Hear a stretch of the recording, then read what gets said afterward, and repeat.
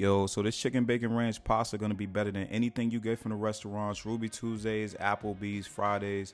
Let me show y'all how to get down with this one. Alright, so let's get straight to it. The ingredients list is pretty simple. We got some chicken breast, we got the bacon, ranch seasoning, plenty of Parmesan cheese, heavy cream, parsley, all of the good stuff that you use in a regular Alfredo sauce, but we enhancing the flavor with the ranch. Alright, so the first thing that we're gonna do is go ahead and slice our chicken breast in half. I want the chicken breast to cook evenly, so I'm slicing these in half so that every portion is the same size. Another option you could do is just to take the chicken, put it in saran wrap or a Ziploc bag, and pound it flat.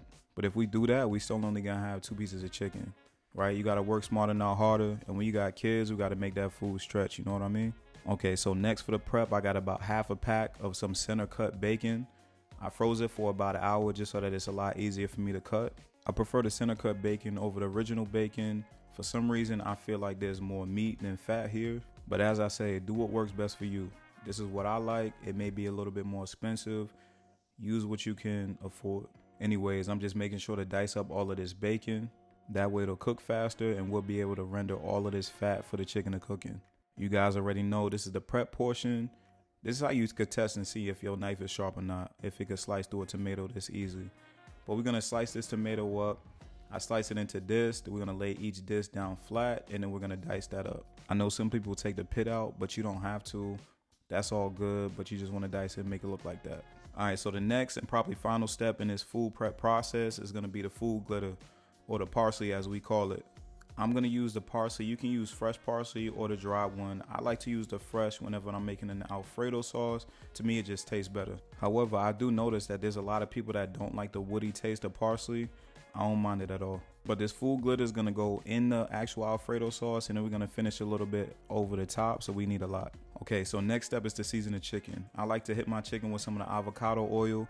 I'm hitting it with about a teaspoon of avocado oil and making sure to spread it all over the chicken. This is gonna help the seasoning to adhere to the chicken better. Next up, we're gonna season this chicken breast with a bunch of ranch seasoning. I know a lot of people feel like they don't like the taste of ranch, but this is not an overwhelming taste. It actually tastes really good, so you should definitely get this one to try. Next, we're gonna hit this with a little bit of Cajun seasoning, some smoked paprika. Now, I didn't show this in the camera, but I'm actually hitting this with a little bit of Italian seasoning as well. The herbs in the Italian seasoning kind of balance out the herbs from the ranch seasoning. Gonna get this all rubbed into the chicken. It's gonna look like this. All right, so next I got a cold skillet. I'm using the cold skillet to add the bacon to, because the cold skillet is gonna allow for the bacon to come up to temperature, not get too hot too fast, and it's gonna allow all the fat to run out of the bacon. Allow that bacon to cook over medium to medium high heat. And once it's brown like this, you can remove it and set it aside on a paper towel lined plate or something. In that same skillet, go ahead and turn your heat up to medium high heat. Add a little bit of avocado oil and place your chicken breast in there. You want to sear your chicken breast for 3 to 4 minutes on each side until it look like this. Then go ahead and remove them from the skillet. If they're not done cooking, just go ahead and finish them in the oven at 375 degrees. The chicken breasts are fully cooked when they reach an internal temperature of 165 degrees Fahrenheit. In that same skillet, you want to go ahead and add a couple tablespoons of butter, a couple tablespoons of minced garlic, and go ahead and saute that until the garlic is fragrant. This really should only take about 60 seconds before you start to smell the garlic. The next step is to add about a cup of chicken broth. The proper term here would be deglazing the skillet, but this is a non-stick skillet, so the deglazing process isn't the same. But you can see that once you put the chicken broth in and as it reduces, it's picking up all of those brown bits from the bottom of the skillet. Next, we're gonna go ahead and add about 1.5 cups to 2 cups of heavy cream. Keep in mind, we're making an Alfredo sauce, but this is not just any Alfredo sauce. It's gonna have a lot of flavor. We already got the bacon that got cooked down. We got the chicken that got cooked down. So we got the flavor of the bacon, the fat from the chicken broth, and then we're adding heavy cream. This is gonna be a flavor-packed Alfredo sauce. Allow this to come up to a boil, stirring frequently, and then you wanna reduce the heat to low and just allow it to simmer while the sauce thickens. As the sauce thickens, it's gonna begin to reduce as well. I got some ranch seasoning. Shout out to Kimmy for the loud pack right here. Nah, this is not infused, but Kimmy made some ranch seasoning that she put in a Ziploc baggie for me to try, so I brought it home.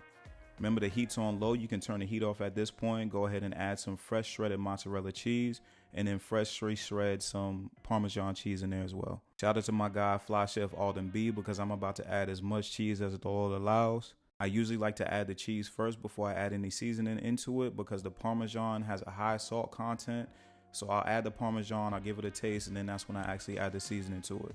As you can see, the sauce is starting to thicken a little bit now that I added the cheese. Now it's time for us to cook our pasta. Into a large pot, we got some water boiling. We're gonna salt it heavily. Do not worry about over salting this water. At the end of the day, we're gonna pour a lot of this off anyway when we're going to strain it. So we're gonna add about 16 ounces of penne pasta. Now it's back to the sauce. Added some fresh parsley to it. I tasted it, it's good to go. Now we ready to work. I saved a little bit of that pasta water, about a half of a cup of it. Then I strained off that penne pasta. Didn't rinse it or anything, don't rinse it, just let it be. The chicken was fully cooked. I'm gonna slice it on a bias, that means at an angle, just so that you can see more chicken when we go ahead to present this and plate it up. Now, if you want, you can chop the chicken up and just place it in the pasta. You don't need anything to go on top.